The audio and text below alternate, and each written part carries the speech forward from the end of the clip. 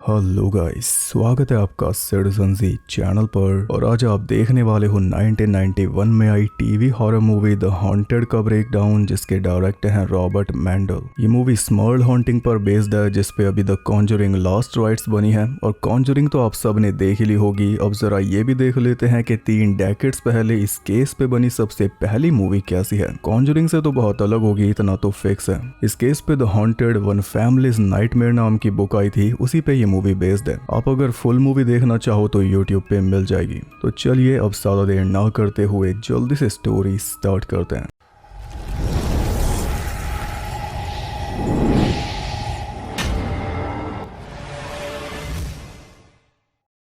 वो स्टार्ट होती है 1955 में, जब जैनेट छोटी बच्ची थी। हैलोवीन की शाम वो ट्रिक और ट्रीटिंग करती घूम रही थी। तभी एक घर को देखकर वो डर के मारे वापस भाग गई, क्योंकि उस घर के बारे में कई तरह की कहानियां पॉपुलर थी। हर किसी को पता था कि वो घर हॉन्टेड है। जैनेट किसी हॉन्टेड घर के पास भी भटकना नहीं चाहती थी, लेकिन जब वो बड़ी हुई तो अनजाने में उसे खुद एक हॉन्टेड घर के अंदर जाके रहना पड़ा। उस घर में क्या क्या एक्सपीरियंसेस हुए वही हम देखेंगे। पहले ये जान लेते हैं कि जैनेट उस घर में पहुंची कैसे। बड़े होने पर जैनेट की शादी जैक स्मर्ल से हो गई और उनकी 2 बेटियां हुई, केटी और कोलिन। फिर 1970s में हरिकेन एग्नेस की वजह से उनका घर तबाह हो गया, जिस वजह से उन्हें एक नए घर में शिफ्ट होना पड़ा। और उनके बजट के हिसाब से एक घर उन्हें मिला वेस्ट पिट्सटन नाम के टाउन में। तो 1975 में पूरी फैमिली अपने बचे कुचे सामान के साथ उसी घर में शिफ्ट हो गई। जैक, जैनेट, केटी, कोलिन और जैक के पेरेंट्स मैरी और जॉन जैसे घर पे पहुंचे, पड़ोसियों ने बाहर ही उनका बहुत अच्छा वेलकम किया। कोरा और डोरी आते ही जैनेट की दोस्त बन गई, जिससे जैनेट को लगा कि इससे अच्छा घर तो हमें मिल ही नहीं सकता। लेकिन जल्दी ये एहसास उसका फेड होने लगा। पड़ोसी भले ही उन्हें अच्छा ट्रीट कर रहे थे, लेकिन उनका अपना घर उन्हें अच्छा ट्रीट नहीं कर रहा था। जैसे उन्होंने घर को फिक्स करने का काम चालू किया, उनके साथ अजीब चीजें होने लगी। दीवार पे एक बड़ा सा स्टेन था, उसे बड़ी मेहनत से पेंट करके ढका, पर कुछ देर बाद पेंट अपने आप गायब हो गया और स्टेन फिर से सामने आ गया। ऐसी जैक जब सिंक को फिक्स कर रहा था, तभी अचानक उसका हथौड़ा उसके पास से गायब हो गया। उसने पूरे घर में ढूंढा, सबसे पूछा, लेकिन हथौड़ा मिला नहीं। आखिर में थक हार के वो हाथों से ही काम करने लग गया। तभी अचानक से हथौड़ा अपने आप उसके पास प्रकट हो गया। शुरू में ही ऐसी अजीब चीजें घट रही थी, लेकिन क्योंकि वो अपनी लाइफ को एक नए सिरे से शुरू कर रहे थे, इसलिए उन्होंने इन सब चीजों पे कोई खास ध्यान नहीं दिया। पूरी फैमिली वहाँ के चर्च में भी जाने लगी, जहाँ पे उन्हें वेलकम किया गया और साथ में आश्वासन दिया गया कि जब भी तुम्हें जरूरत पड़े तो हमें याद कर लेना। अगली सुबह जब जैक अपने काम के लिए निकल रहा था, तभी एकदम से टोस्टर में आग लग गई, जो कि कभी कभार हो भी जाता है। पर दिक्कत यह थी कि टोस्टर का प्लग लगा ही नहीं हुआ था और न ही टोस्टर यूज हुआ था उस सुबह। फिर भी उसमें आग लग गई, तो जैक ने यह सोचकर टाल दिया कि बच्चों ने कोई शैतानी की होगी। ऐसे ही उस घर में रहते हुए कई साल बीत गए और फैमिली और बड़ी हो गई, जब जैनेट ने फ्रेटर्नल ट्विंस एरिन और शॉन को जन्म दिया। 4 बेटियां थी। जैक के माँ बाप भी वहीं पे थे। अच्छा पड़ोस था, सब कुछ बहुत अच्छा जा रहा था। लेकिन घर के जो बिजली वाले उपकरण थे वो टाइम टू टाइम खराब होते रहते थे, उनमें बहुत ज्यादा पैसा जाता था। वरना हर तरीके से फैमिली बहुत खुश थी।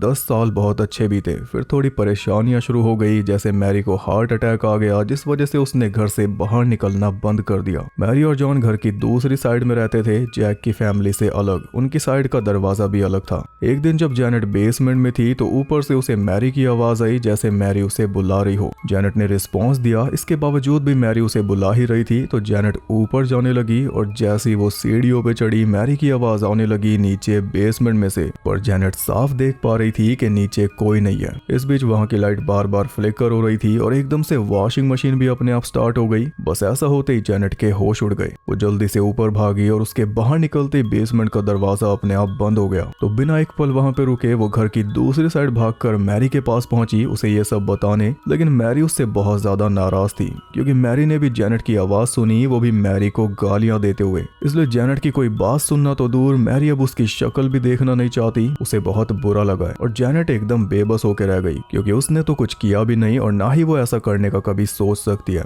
उल्टा उसके साथ भी कुछ वैसा ही हुआ है, पर कोई सुन ही नहीं रहा। कुछ इस तरह परिवार के बीच फूट पड़ गई। इस बात से परेशान जैनेट जैक के आने तक घर के बाहर ही बैठी रही। जैक आया तो उसने जैक को सारी बात बताई और जैक बोला कि तुम बहुत ज्यादा स्ट्रेस ले रही हो, थोड़ा रिलैक्स किया करो। पर ये सिर्फ कहना आसान था। जैनेट अब सो भी नहीं पा रही थी। रात में जब वो करवट बदल रही थी, तभी उसका रूम पूरी तरह कोहरे से भर गया और चादर के अंदर कोई उसे टच करने लगा। जैनेट को लगा कि जैक कर रहा है, पर जब मुड़ के देखा तो पाया कि जैक तो सोया हुआ था, दूसरी तरफ मुंह करके। इन सब चीजों की वजह से जैनेट बहुत ज्यादा परेशान रहने लगी। कोई भी काम वो ठीक से नहीं कर पा रही थी। ऊपर से घर में जो कुछ घट रहा था वो उसे अपनी दिमागी हालत पे सवाल करने के लिए और मजबूर कर रहा था। जैसे एक सुबह शॉन को टेप चाहिए थी अपना होमवर्क फिक्स करने के लिए और जेनेट ने टेप काउंटर पे रखी थी, लेकिन किसी को मिली नहीं। जेनेट भी ढूंढ ढूंढ के पागल हो गई, लेकिन नहीं मिली। और जब बच्चे स्कूल चले गए तब टेप उसे मिली फ्रिज के अंदर। यही चीजें उसे पागलपन की तरफ धकेल रही थी, क्योंकि पूरे घर में ये सब सिर्फ उसी के साथ हो रहा था। उसी दिन थोड़ा रिलैक्स करने के लिए वो पड़ोस की सहेलियों के साथ बाहर गई, लेकिन उसका दिमाग उन्हीं चीजों के बारे में सोच रहा था। उसे कहीं खोया हुआ देखकर कोरा ने उससे पूछ ही लिया कि तुम ठीक हो या फिर नहीं।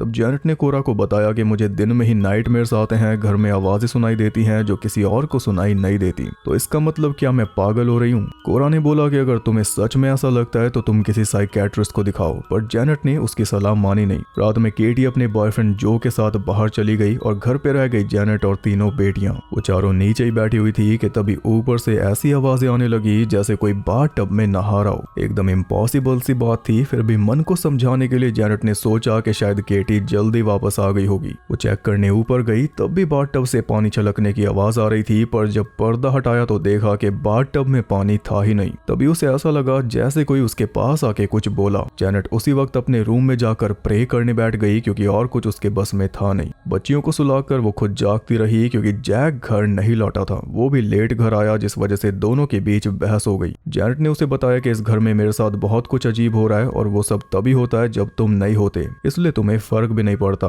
लेकिन अगर ऐसे ही चलता रहा तो मैं सच में पागल हो जाऊंगी। मुझे अभी के अभी इस घर से निकलना है। लेकिन इसके लिए जैक ने साफ मना कर दिया, क्योंकि एक तो इतने पैसे नहीं थे और दूसरा उसकी माँ को हार्ट अटैक आ चुका था। एक और बार घर छोड़कर जाना वो बर्दाश्त नहीं कर पाएगी। ये रीजन देकर जैक ने बात खत्म कर दी। अगले दिन जेनेट ने कोरा से पूछा कि हमारे इस घर में आने से पहले क्या कभी तुमने कुछ अजीब नोटिस किया था? कोरा बोली नहीं तो। तब जेनेट ने उसे साफ बता दिया कि शायद इस घर में भूत है, जो दिखाई तो नहीं देता लेकिन मुझे फील होता है। ये सुनकर कोरा ने उसे बताया कि मैंने टीवी पर एक कपल को देखा था जो इन्हीं सब चीजों पे लेक्चर देते हैं और ऐसे ही केसेस को सॉल्व करते हैं। एड और लॉरेन वॉरेन की बात कर रही है। जेनेट ने बोला ना कि वो भूत दिखाई नहीं देता, तो बस उसी दिन घर के अंदर उसे एक काली परछाई घूमती हुई दिखाई दे गई, जिसे देखकर वो सीधा भागकर पहुंची मैरी के पास, जिसके साथ कब से बोलचाल बंद थी। और उसके पास जाकर जेनेट को ये पता चला कि जो कुछ उसके साथ घट रहा है वो सब मैरी के साथ भी घट रहा है। मैरी को भी वो परछाई दिखाई दी है। जैसे शुरू में जब जेनेट को मैरी की आवाज आई थी तो मैरी को भी जेनेट की आवाज आई थी। उस टाइम पर इन्हें और ज्यादा क्लोज हो जाना चाहिए था, पर ये हो गए अलग। चलो आज जब सारी बात खुली तो सारी दरारें अपने आप भर गई। जेनेट और मैरी ने जैक और जॉन को ये बात बताई तो वो बोले कि हॉरर मूवीज देखना बंद कर दो। ठीक है भाई। ऐसे चिल मोड में उन्होंने ये पूरी बात फिर से टाल दी, पर जेनेट को जवाब चाहिए थे, इसलिए उसने रिसर्च करनी शुरू कर दी, जिससे उसे पता चला कि वो अकेली नहीं है। दुनिया में ऐसे और भी लोग हैं जिन्होंने ऐसा कुछ एक्सपीरियंस किया है, और ये जानकर उसे इतनी तसल्ली तो मिल गई कि वो पागल नहीं है। अपने एरिया के बारे में जब उसने जानकारी निकाली तो उसे पता चला कि पूरा नेबरहुड पुरानी माइन शाफ्ट्स के ऊपर बना है और 1930s में यहाँ के कई घर माइंस में ढह गए थे। उनमें से एक जगह के अंदर सैटेनिक वर्शिप वाली चीजें बरामद हुई थी। जेनेट ने भूतों के बारे में भी बहुत कुछ पता कर लिया था, जैसे भूत या तो तब आते हैं जब उन्हें बुलाया जाए, या फिर वो तब किसी घर में रह जाते हैं जब घर में कोई बुरी वारदात हुई हो, और वो चाहे तो सिर्फ एक पर्सन को दिखाई दे सकते हैं, बाकी सबको छोड़कर। इतना सब जेनेट ने जैक को बता दिया, पर आखिर में जैक बस यही बोला कि बच्चों को डरा मत देना ये सब बताकर। लेकिन उसे ये नहीं पता था कि आज डरने की बारी उसकी है। रात में जब दोनों सोने लगे तो जेनेट को फिर से आवाजें सुनाई दी। उसने जैक को बताया तो जैक उस पे चिल्ला के पड़ा कि कम से कम चैन से सोने तो दे। तब जेनेट ने बोला कि एक बार मेरे तकिए पे सर रख के दे, और जब उसने जेनेट के तकिए पे सर रखा तो उसकी सांसें अटक गई, क्योंकि उसमें से सच में आवाजें आ रही थी। जैक इतना घबरा गया कि उसने तकिया उठा के फेंक दिया। फिर दोनों जैक वाली साइड पे सो गए, लेकिन बस इतना ही नहीं था। रात में अपने आप दोनों के ऊपर से चादर सरक गई और कोई फिर से जेनेट को टच करने लगा। जेनेट की बॉडी पे जो कोल्ड टच था वो जैक को भी फील हुआ, और कुछ इस तरह अब जाके फाइनली उसे जेनेट की बातों पे यकीन हो गया कि तब से वो सच बोल रही थी। संडे को जब पूरी फैमिली चर्च में गई तो जेनेट ने फादर को डिनर पे इनवाइट कर दिया, ताकि फादर उनके घर आकर उनकी प्रॉब्लम सॉल्व कर दे। पर फादर ने आकर उन्हें सलाह दी कि तुम मैरिज काउंसलिंग करवाओ। अरे जेनेट तो करवा भी लेगी, पर मैरी क्या करेगी अब काउंसलिंग करवा के? जेनेट बोली कि प्रॉब्लम हमारी शादी में नहीं, इस घर में है, आप एक बार घर को देखो तो सही। उसके कहने पर फादर घर के हर एक रूम को ब्लेस करने लगा, और नीचे तो उसने हंसते हंसते कर दिया, पर ऊपर जाते ही उसके पसीने छूट गए। बड़ी बुरी हालत में वो नीचे उतर के आया और फिर एक 1 मिनट भी घर के अंदर नहीं रुका। लेकिन उसके आने से जेनेट को भरोसा हो चुका था कि प्रॉब्लम अब खत्म हो चुकी है, अब तो काउंसलिंग भी नहीं करवानी पड़ेगी। उसके बाद कई दिनों तक सब कुछ ठीक चला। फिर आया कोलिन की कंफर्मेशन का दिन, जो होना था चर्च में। कॉन्जरिंग में यहाँ से इस फैमिली की कहानी चालू होती है और इस घर में दीवार पे जो येलो फोन लगा है वो कॉन्जरिंग में भी दिखाया गया है, एक जंप स्केयर ऐड करके। खैर पूरा परिवार चर्च में जाने के लिए रेडी हो रहा था कि तभी डाइनिंग टेबल के ऊपर लगी लाइट अचानक से नीचे गिर गई। तब तक शॉन नीचे से उठ चुकी थी, फिर भी उसके माथे पे कट लग गया। इस घटना से जेनेट को थोड़ा बहुत शक तो हुआ, लेकिन जैक ने सबकी रात खराब होने नहीं दी। वो सब चर्च में गए, वहां पे अच्छे से सेरेमनी हुई और जाते वक्त जेनेट एक बार फिर फादर से मिली, क्योंकि उसकी एक बच्ची आज मरते मरते बची। उसने फादर से हेल्प मांगी तो फादर बोला कि मैं तुम्हारी कोई मदद नहीं कर सकता, चर्च मुझे परमिशन नहीं देगा, ये भूत प्रेत सब पुरानी बातें हो चुकी हैं, अब चर्च भी इन पे यकीन नहीं करता। एक काम करो, तुम मैरिज काउंसलिंग करवा लो। जेनेट बोली मुझे शादी का खतरा नहीं है, भूत का खतरा है। तब जाके फादर ने उसे प्रॉपर रीजन दिया कि डेविल सबसे पहले तेरी मैरिज को तोड़ेगा, जिसके बाद सब कुछ अपने आप बिखर जाएगा। एज अ टाइम पे तुझे मैरिज को ही सबसे पहले बचाना है, फैमिली को टूटने नहीं देना। जेनेट समझ गई थी कि चर्च की तरफ से कोई मदद नहीं मिलने वाली, मदद चाहिए तो कहीं और से तलाशनी होगी। इस बार उसकी किस्मत ने उसका साथ दिया, क्योंकि एड और लोरेन वहां के एक लोकल कॉलेज में लेक्चर देने आए हुए थे। तो जेनेट उनके लेक्चर में पहुंच गई और उनकी बातें सुनकर जेनेट का हौसला बहुत ज्यादा बढ़ गया कि अब तो मेरी मदद हो ही जाएगी। जेनेट ने रोते हुए वॉरेंस को अपनी प्रॉब्लम बताई तो वॉरेंस ने उसका एड्रेस लिखवा लिया कि हम तुम्हारे घर जरूर आएंगे। ये बात जेनेट ने घर जाकर जैक को बताई तो जैक बोला कि पड़ोसी हम पे हंसेंगे जब उन्हें पता चलेगा कि हमने भूत भगाने वालों को बुलाया। पर जेनेट को तो कोई ना कोई समाधान चाहिए था, भले ही जैक किसी के हंसने की चिंता करे बजाय उसके मरने की। जेनेट बच्चों को सुलाने ऊपर चली गई और जैक अकेला नीचे टीवी देख रहा था। तभी ऊपर से एक लड़की आई, जिसने आते ही जैक को उठा के दूर फेंक के मारा। जैक कुछ समझ पाता उससे पहले वो जबरदस्ती जैक के साथ संबंध बनाने लगी और बीच बीच में उस लड़की की जगह एक भयानक औरत दिखाई दे रही थी। जैक का कोई जोर नहीं चला, वो बस चिल्लाता रह गया। उस लड़की को जो करना था वो करने के बाद ही गायब हुई। जब वॉरेंस उनके घर आए तब जैक ने ये बात उन दोनों को बताई। अब तक तो जेनेट के साथ ये सब हो रहा था कि कोई उसे टच कर रहा था, पर जैक के साथ तो एक ही बार में ऐसा हो गया कि उसके मन में इस बात का सदमा बैठ गया। उनके घर का टूर करते हुए लोरेन के सामने भी चीजें हिलने लगी और उसे तो 2 आत्माएं भी दिखाई दी। पूरी तसल्ली करने के बाद उसने जैक और जेनेट को बताया कि तुम्हारे घर में 4 आत्माएं हैं। एक ओल्ड वुमन है जो कंफ्यूज्ड है, एक जवान लड़की है जो शायद आक्रामक है, एक आदमी है जो इस घर में ही तड़प के मरा था, और ये तीनों ही आत्माएं उस चौथी स्पिरिट के कब्जे में हैं, जिसे हम डीमन कह सकते हैं। वो डीमन इन तीनों आत्माओं का यूज कर रहा है तुम्हारी फैमिली को डिस्ट्रॉय करने के लिए। तुम्हारी सबसे बड़ी बेटी ने प्यूबर्टी क्रॉस की है, उसी से डीमन अपनी एनर्जी ले रहा है। पहले ये आत्माएं शांत पड़ी थी, पर जब तुम इस घर में आए और तुमने घर को रेनोवेट करना शुरू किया, उसी से ये आत्माएं डिस्टर्ब होके एक्टिव हो गई। उन आत्माओं को रोकने के लिए वॉरेंस ने अपने तरीके से इलाज शुरू किया तो पूरा घर बुरी तरह हिलने लगा, एक एक सामान मूव हो रहा था। तब एड ने घर में होली वाटर छिड़का, जिसके बाद सब कुछ शांत हो गया और जेनेट और जैक हो गए एकदम निश्चिंत कि हमें फाइनली छुटकारा मिल गया।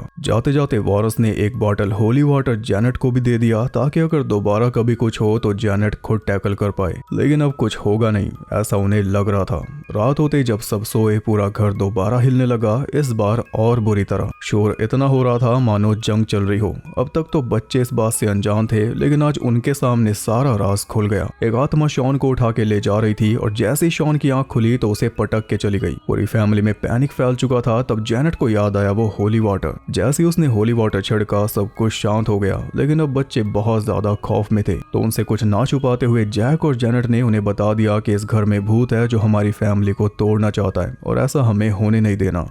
अगले दिन फोन पे वॉरेंस को सब कुछ बता के पूरी फैमिली घर से कहीं दूर कैंपिंग करने निकल गई कि जब तक वॉरेंस कोई पक्का इलाज नहीं कर देते हम घर में नहीं जाएंगे। पर इसका भी कोई फायदा नहीं हुआ। जहाँ पे वो कैंपिंग कर रहे थे वो परछाई उनके पीछे पीछे वहां भी आ गई, यानी घर से दूर जाके भी बचा नहीं जा सकता। इसलिए उसी टाइम वो सब वापस घर के लिए निकल गए। उधर घर में फिर से वही आतंक मचा हुआ था और इस बार तो किसी लड़की के चीखने चिल्लाने की आवाजें भी आ रही थी, जैसे किसी को तड़पा तड़पा कर मारा जा रहा हो। और पड़ोसी बाहर खड़े होकर ये सब सुन रहे थे। पड़ोसियों ने पुलिस तक बुला ली, लेकिन पुलिस को घर में कुछ नहीं मिला। सुबह तक फैमिली वापस आई तो पड़ोसियों ने उन्हें सारी बात बताई कि रात को इस घर में ये सब हो रहा था। और फैमिली की चिंता करते हुए कोरा ने यही सलाह दी कि अभी के अभी इस घर से चले जाओ। पर जैक जाने के लिए तैयार नहीं था, इसलिए बच्चों की सेफ्टी के लिए जेनेट ने वही किया जो करने के लिए हर कोई मना कर रहा था। उसने ईरिन और शॉन को भेज दिया आंट लिली के घर और केटी और कोलिन को भेज दिया उनकी फ्रेंड्स के घर। यानी उसने फैमिली को खुद तोड़ दिया जो डीमन चाहता था। उसे लगा कि ऐसे फैमिली सेफ रहेगी, पर एक रात उसके पास केटी का फोन आ गया कि अभी के अभी आकर मुझे ले जाओ, ये परछाई यहाँ भी आ चुकी है।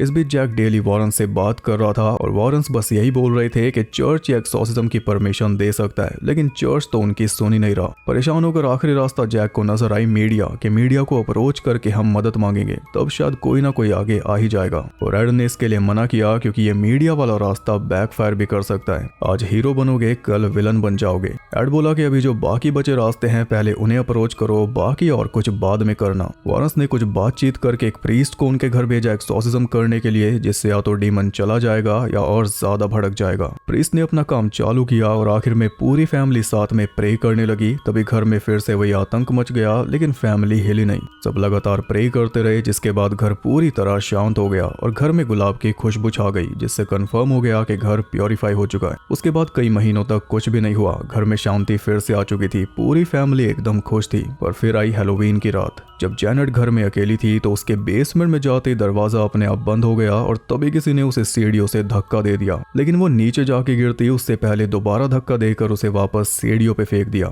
जैनेट रोते हुए ऊपर भागी होली वाटर लेने, लेकिन फिर उसने अपने मन को समझा लिया ये बोलकर कि मैं तो सपना देख रही थी। और जो कुछ जैनेट के साथ हुआ वो सच है या नहीं उसे कंफर्म करने का एक सिंपल सा जरिया है मैरी, क्योंकि जब भी जैनेट के साथ कुछ होता है तो उधर मैरी के साथ भी होता है, और इस बार भी हुआ। वो परछाई एक बार फिर मैरी को दिखाई दी, इस बार और बड़ी होकर वो मैरी के एकदम पास से होकर गई, यानी डीमन कहीं गया नहीं है। अब बहुत ज्यादा हो चुका था, इसलिए जैनेट सीधा चर्च की हाई कमांड के पास पहुंच गई कि या तो मेरी मदद करो वरना हम मर जाएंगे। वहां पे उसका नाम पता लिखवा लिया गया कि जैसे भी होगा हम बता देंगे। पर इस रात उनके साथ कुछ ज्यादा ही हो गया। जब जैक और जैनेट सो रहे थे तो एक परछाई वाले हाथ ने आकर मानो जैक के अंदर से कुछ निकाल लिया। फिर जैनेट को हवा में उठाकर वो इधर से उधर दीवारों पे पटकने लगा। जैनेट इतना चिल्ला रही थी फिर भी जैक उठा नहीं, उस हाथ ने जो किया था उसकी वजह से। आखिर में जब जैनेट नीचे बेड पर गिरी तो उसने जल्दी से जैक को पकड़ के झिंझोड़ा, तब जाके वो होश में आया। मगर फिर भी डीमन जैनेट को खींचे जा रहा था और जैक को उसने बेड पे दबा दिया था। इसके बावजूद भी दोनों ट्राई करते रहे कि हमें अलग नहीं होना, और जब उनकी कोशिश कामयाब हो गई तब कहीं जाके डीमन उनसे दूर हटा। लेकिन अब तो जैक के लिए भी लिमिट हो चुकी थी। आसपास कोई भी नहीं था जो उनकी मदद करे। फैमिली एकदम अकेला फील करने लगी थी, इसलिए आखिर में जैक चला गया मीडिया के पास, और मीडिया में ये बात आग की तरह फैल गई। मीडिया में जाने का उन्हें फायदे से ज्यादा नुकसान हुआ। अब फैमिली घर के बाहर भी परेशान हो रही थी, हर जगह उनका मजाक बन चुका था, जिससे ज्यादा दिक्कत बेटियों को हो रही थी क्योंकि लड़के उन्हें इसी बात की टॉन्ट मारने लगे थे। घर के बाहर 24 घंटे भीड़ जमा रहती थी, जिसमें मीडिया वाले भी होते थे और ऐसे लोग भी होते थे जिन्हें बस मजे लेने थे। कुछ लोग तो खुद पब्लिसिटी के लिए उनके घर के बाहर आकर नाटक भी करने लगे। यहाँ पे जिस लेडी को आप बेहोश होता देख रहे हो ये असली लॉरेन वॉरेन है। शक्ल नहीं मिल रही पर ऐसा ही बताया गया है। वैसे यंग लॉरेन की शक्ल कुछ अलग थी, मतलब कुछ ऐसी थी। इस पागलपन से तंग आकर जैनेट ने मीडिया में आकर बोल दिया कि हमें अकेला छोड़ दो, लेकिन मीडिया कहाँ मानने वाली थी। अब मीडिया ने उल्टा उन्हें पागल जाली बताना शुरू कर दिया। अब तक चर्च के पास भी ये बात पहुंच चुकी थी, इसलिए आखिर में चर्च ने फादर कैंट को भेजा उनके घर में रहकर डीमन को ऑब्जर्व करने के लिए। अगर सच में घर के अंदर कुछ हुआ तो एक्सॉर्सिज्म किया जाएगा, लेकिन फादर कैंट के सामने कुछ हुआ ही नहीं। वो 2 दिन तक फैमिली के साथ रहे पर उन्होंने कुछ भी अजीब नोटिस नहीं किया, बल्कि फैमिली एकदम मजे में थी। उल्टा फादर ही पक चुके थे। 2 दिन बाद चर्च से फोन आया, इसलिए फादर वापस जाने लगे और उन्हें जाता देखकर जैनेट फिर से परेशान हो गई। वो बोली कि डीमन हमारे साथ खेल रहा है, वो आपके सामने नहीं आ रहा पर आपके जाते ही वो हमें नहीं छोड़ेगा। उसने फादर के आगे बहुत मिन्नतें की, लेकिन फादर रुके नहीं और जैनेट की मिन्नतें मीडिया ने भी कैप्चर कर ली। फादर के जाने से साबित हो चुका था कि घर के अंदर कुछ भी नहीं है, और अब तक लोगों के मन में स्मर्ल फैमिली के खिलाफ नफरत भी पैदा हो चुकी थी कि ये सब फेम पाने के लिए कर रहे हैं। फादर के जाने पर जैनेट का रोना धोना सबने देखा, और जैसे जैनेट घर में वापस गई भीड़ ने घर में ईंट फेंक के मारी।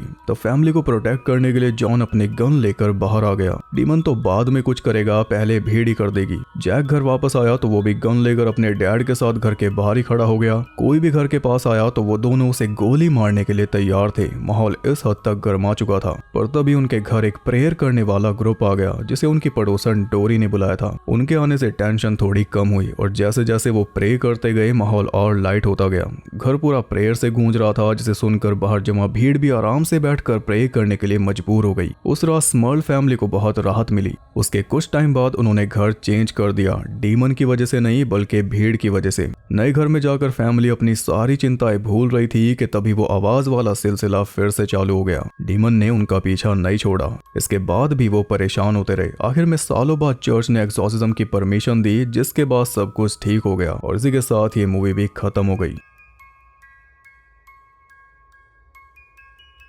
तो ये था स्मर्ल फैमिली हॉन्टिंग केस। जैसा इस मूवी में दिखाया गया लगभग वैसा ही था, लेकिन अगर कॉन्जरिंग के हिसाब से देखो तो उसमें कुछ खास रोल नहीं था इस फैमिली का। जिनका केस है उन्हीं का। कॉन्जरिंग में कहानी कुछ इस तरह से ट्विस्ट की गई है कि वॉरेंस के अराउंड ये सब कुछ रिवॉल्व करे, बल्कि उस मूवी का सेंटर पॉइंट वॉरेंस की बेटी है, जबकि इस मूवी में वॉरेंस की बेटी कहीं थी ही नहीं। और वॉरेंस का कितना रोल था वो भी आपने देख ही लिया। अब वैसे कॉन्जरिंग सागा तो खत्म हो चुकी है, लेकिन अगर फ्यूचर में वॉरेंस की बेटी को लेकर स्पिन ऑफ मूवीज आने लग जाए तो हैरान मत होना। और खबर तो ये भी है कि कॉन्जरिंग का प्रीक्वल बनेगा, क्योंकि मूवी ने अंधी कमाई कर लिया। टीवी सीरीज भी आ रही है, ये भी सबको पता है। तो वार्नर ब्रदर्स कॉन्जरिंग को डिच नहीं कर सकते, ये इनके लिए मनी मेकिंग मशीन है। कॉन्जरिंग और इस मूवी का हॉरर एलिमेंट आप नए पुराने के हिसाब से अपने आप कंपेयर कर सकते हो। इसमें भी कुछ ज्यादा स्केरी मोमेंट्स नहीं थे, बस टेंशन बहुत ज्यादा थी। हाँ, वो जो जैक के साथ जबरदस्ती वाला सीन था वो बड़ा क्रीपी था। बाकी कॉन्जरिंग में भी कोई खास स्केयर्स नहीं है, और जितने हैं वो भी सारे एक्सपेक्टेड। आज भी इंसिडियस 1 और 2 देख लो और पूरा कॉन्जरिंग यूनिवर्स देख लो, फर्क खुद बता देना। और जो भी कॉन्जरिंग लास्ट राइट्स पे वीडियो एक्सपेक्ट कर रहे थे, इस वीडियो के बाद समझ ही गए होंगे कि उस पे वीडियो नहीं आएगी, उसकी जगह ये आ गई है। किसी को अगर वो मूवी अच्छी भी लगी है तो वो भी जरूर बता सकता है कमेंट करके, बाकी सुधार तो उसमें कोई भी नहीं है। तो अगर वीडियो आपको पसंद आई तो लाइक करना, और ऐसी और यूनिक वीडियोस देखने के लिए चैनल को सब्सक्राइब करके बेल नोटिफिकेशन को ऑल पर सेट कर लो, ताकि नोटिफिकेशन आपको घर के बाहर भी दबोच ले। और ज्यादा कनेक्टेड रहने के लिए आप मुझे इंस्टाग्राम पर फॉलो कर सकते हो, वहां पे आपको बहुत कुछ जानने के लिए मिल जाएगा, और साथ ही बाकी जगहों पर भी जिनके लिंक्स आपको मिल जाएंगे नीचे। मैं आपसे मिलता हूँ अगली वीडियो के साथ, तब तक के लिए सबको बाय।